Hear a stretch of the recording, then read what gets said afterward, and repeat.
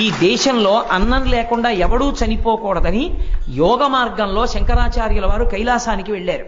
వెళ్ళి పార్వతీ పరమేశ్వరులు ఇద్దరి దర్శనం చేసి స్తోత్రం చేశారు. పరమేశ్వరుడు సంతోషించి 5 శివలింగాల్ని బహూకరించాడు.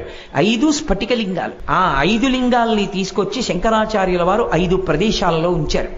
అందులో ఒక శివలింగం కంచి కామకోటి పీఠాధిపతుల చేత ఆరాధింపబడుతుంది.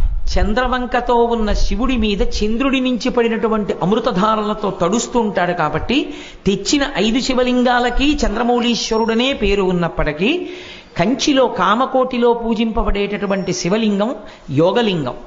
2వ లింగాన్ని శృంగేరిలో ఉంచారు.